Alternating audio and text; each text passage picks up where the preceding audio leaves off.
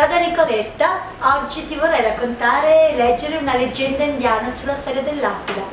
Si racconta che l'aquila viva fino a 70 anni, ma perché ciò accada, intorno ai 40 anni deve prendere una decisione seria e difficile. A questa età i suoi artigli sono lunghi e flessibili e non riescono più ad afferrare la preda di cui si nutre.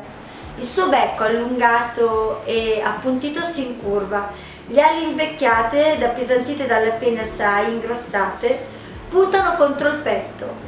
Diventa difficile volare. Ora l'aquila ha la possibilità di scegliere o lasciarsi morire o isolarsi per 150 giorni. Volerà in cima ad una montagna, si ritirerà su un nido inaccessibile, addossato a una parete rocciosa. Un luogo da cui potrà far ritorno con nuove ali. Trovato questo luogo, l'aquila comincerà a sbattere il becco sulla parete fino a staccarlo, affrontando con coraggio il dolore di tale operazione. Mamma mia, aiuto! Passate alcune settimane, le ricrescerà un nuovo becco. Con questo strapperà ad uno, incurante del dolore, i vecchi artigli. Quando ricresceranno i nuovi artigli, con questi e con il becco, strapperà dal suo corpo tutte le piume e le penne, una ad una ancora.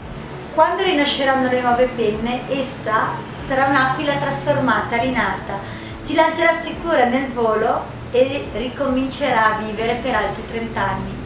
Non so se sia una storia reale o sia un'invenzione, una leggenda indiana, una leggenda metropolitana. La cosa importante è il messaggio.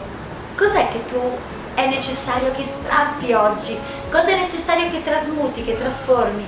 Il becco, gli artigli, le penne. Perché un nuovo rinnovamento può solo creare spesso giovamento. E con l'augurio di una buona trasformazione, anche il titolo del mio libro, ti auguro un buon percorso.